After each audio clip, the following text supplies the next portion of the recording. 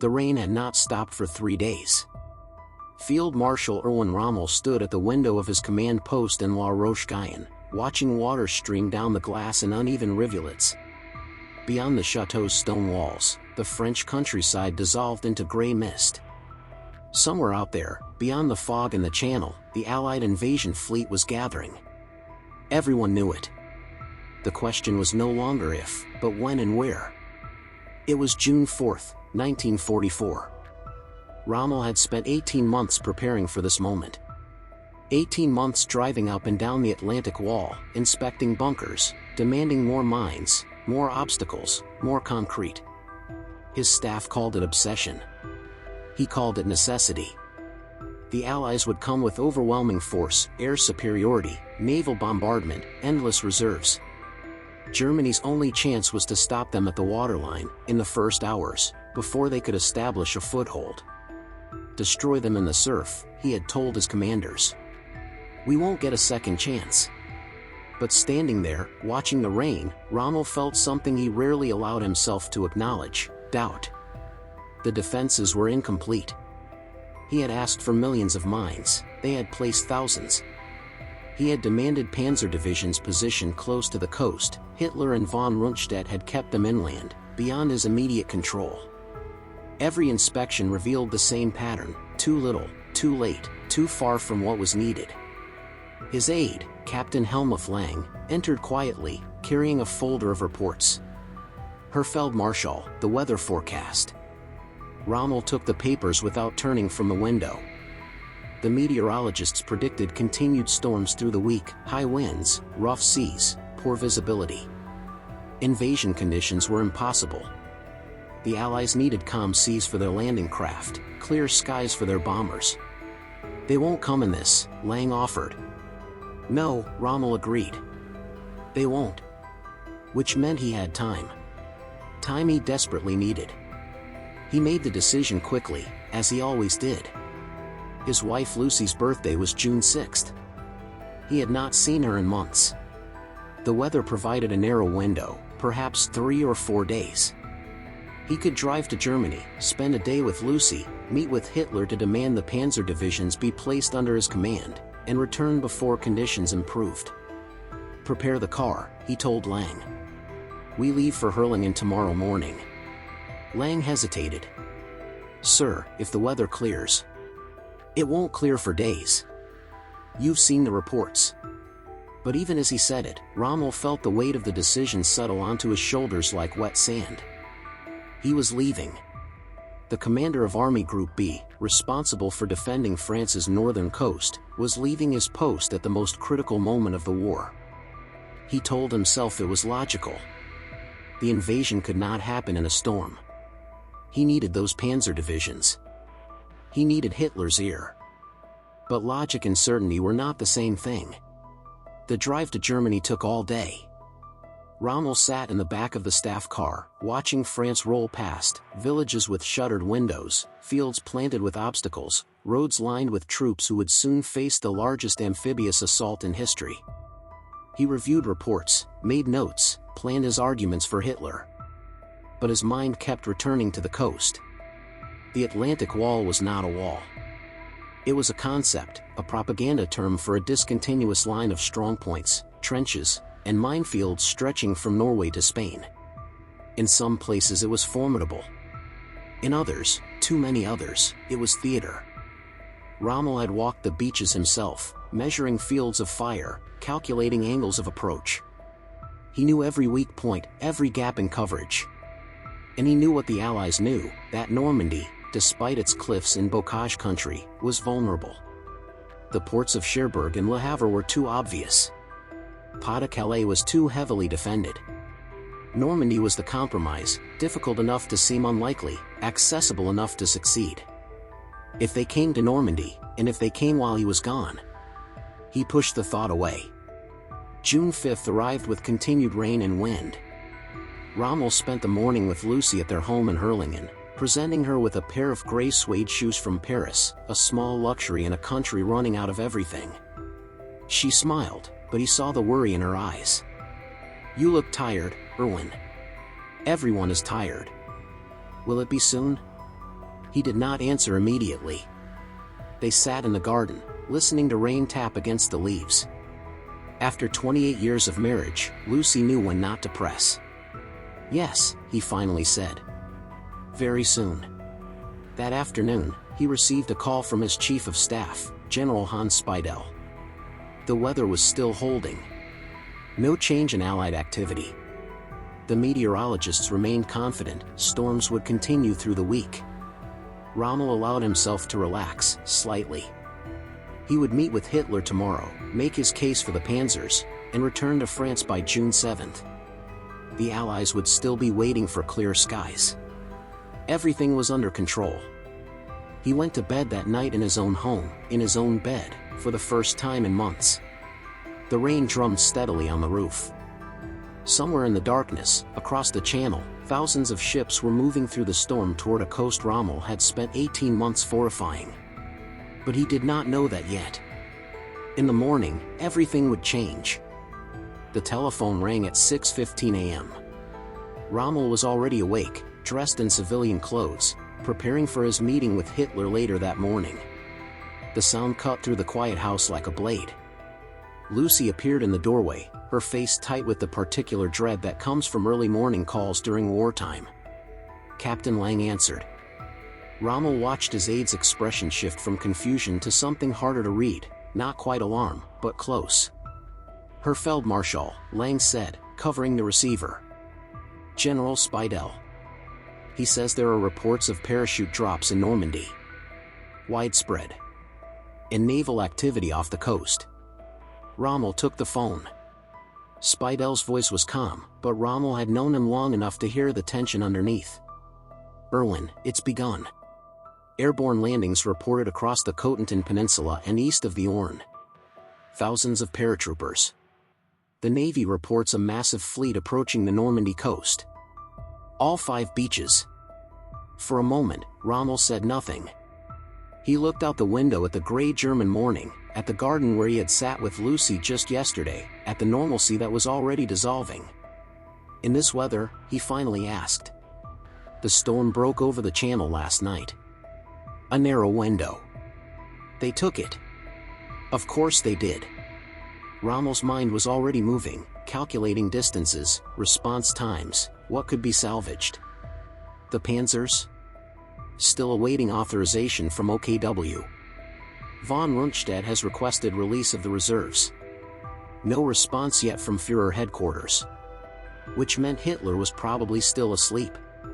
Which meant the panzer divisions, the only mobile force capable of throwing the Allies back into the sea, were sitting idle while the invasion unfolded.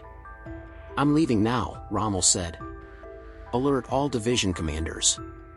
Every available unit moves to the coast immediately. Don't wait for authorization. I'll take responsibility." He hung up and turned to Lang. "Get the car ready. We drive straight through."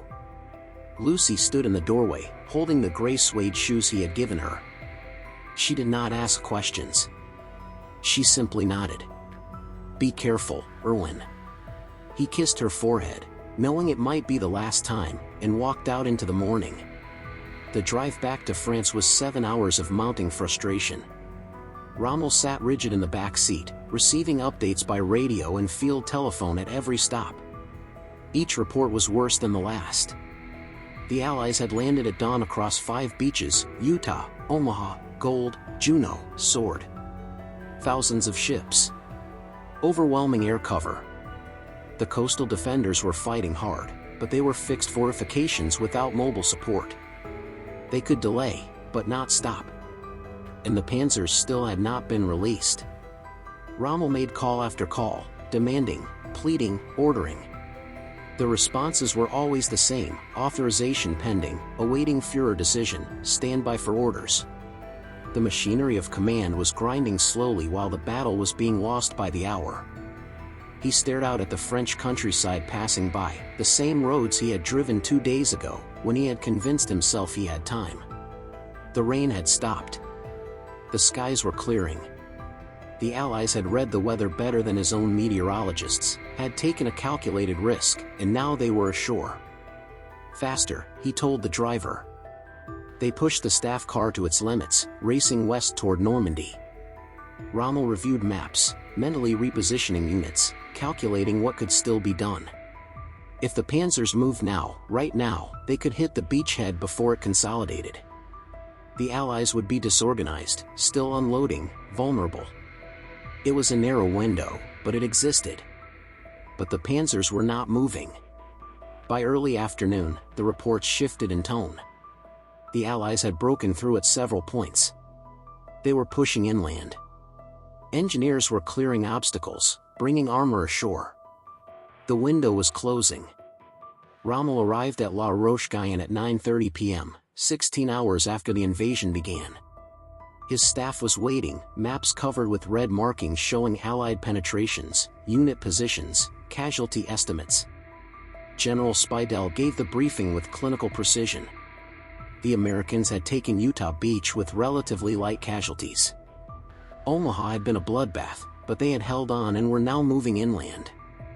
The British and Canadians had secured Gold, Juno, and Sword. Airborne forces controlled key bridges and crossroads. The beachhead was not yet secure, but it was established. And the panzers? Rommel asked, though he already knew. Released at 1,600 hours. They're moving now, but 12 hours late. Yes, sir. 12 hours. In 12 hours, the Allies had landed over 150,000 men and established a foothold that would now require a major counteroffensive to dislodge.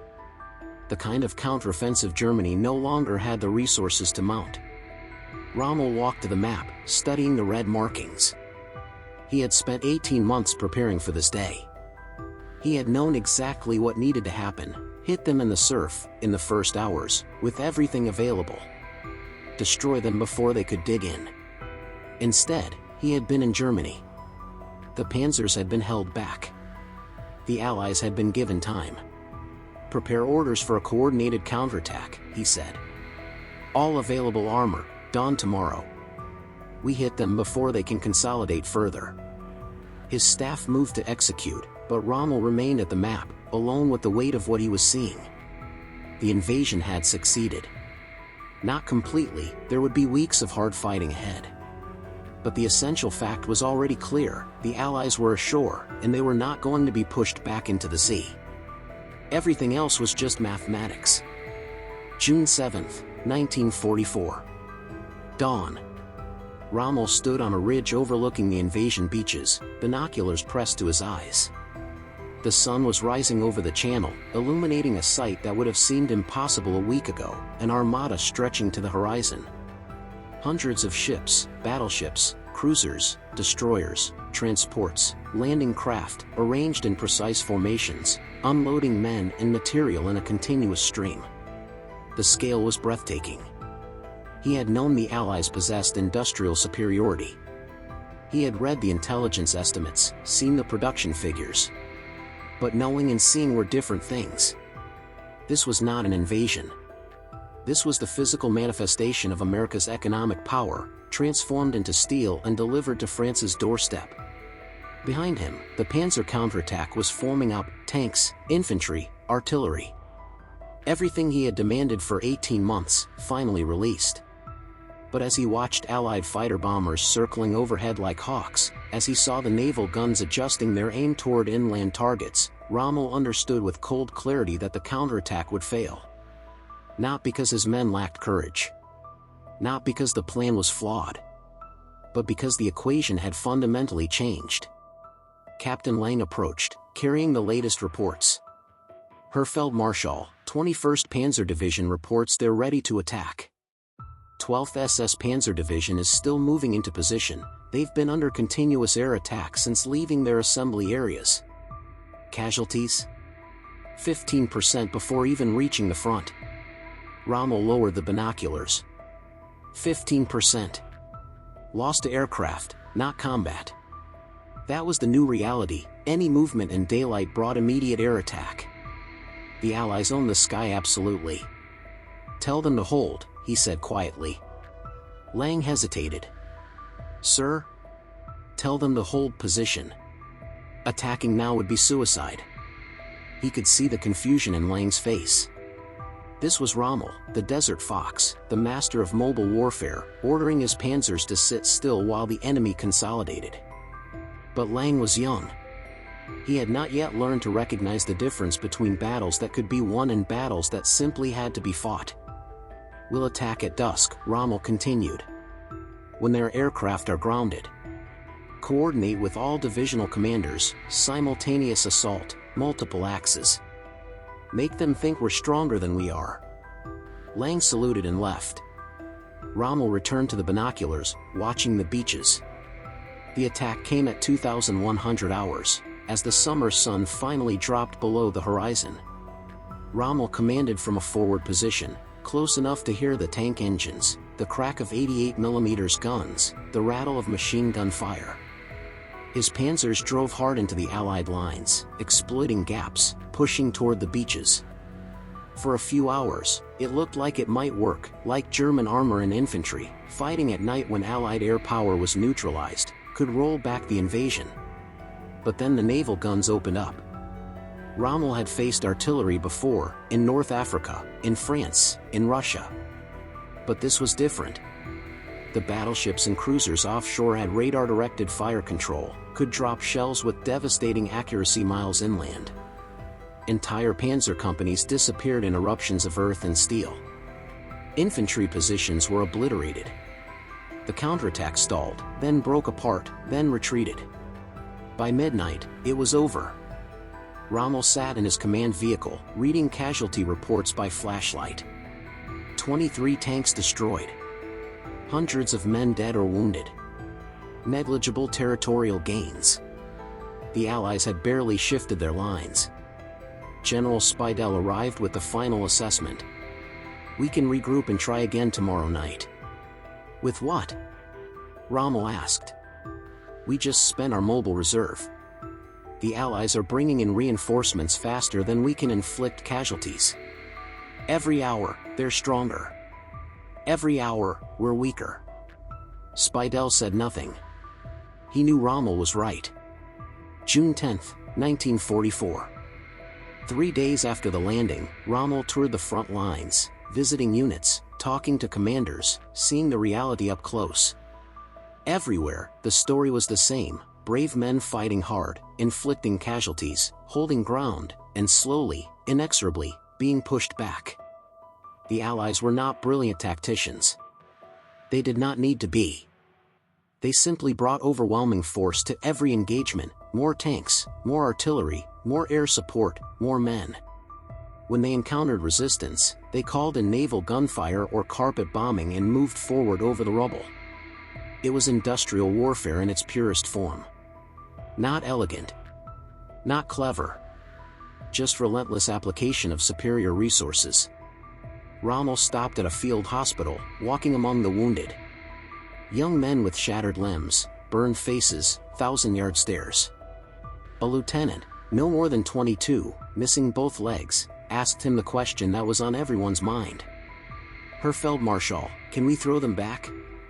Rommel looked at the boy, at what remained of him, and felt the weight of 18 months of preparation, of fortifications that had not been enough, of panzers that had arrived too late, of a strategy that had required perfection and received only human limitation. "We'll fight," he said. "Every meter, every day.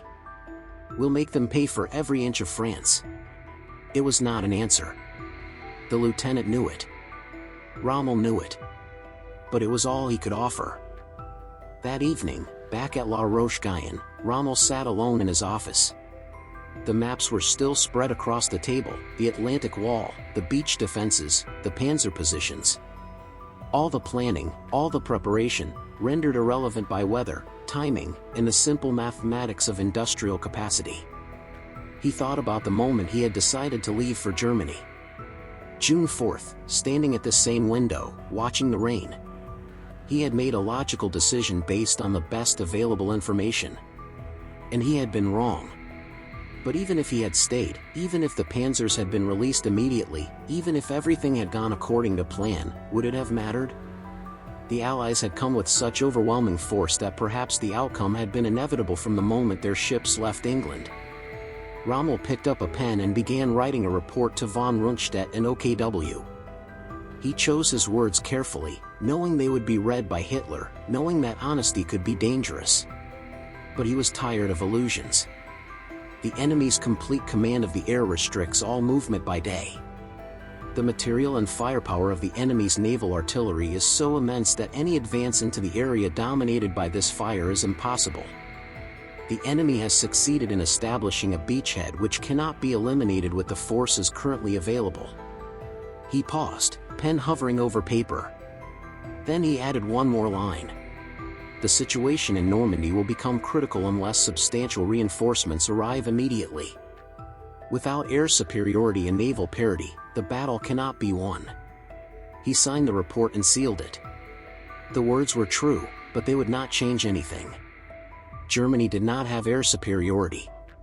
Germany did not have naval parity. Germany did not have substantial reinforcements. Germany had brave men and insufficient resources, fighting an enemy with infinite industrial capacity and absolute determination. The equation was simple. The outcome was inevitable.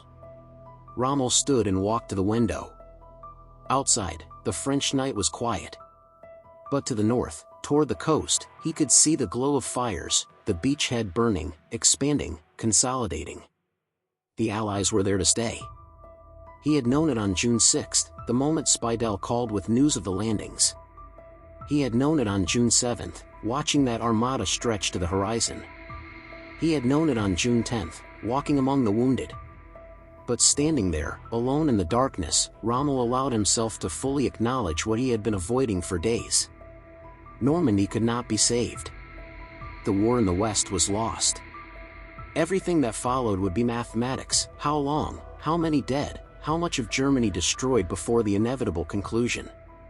He stood at the window for a long time, watching the distant fires, carrying the weight of certainty.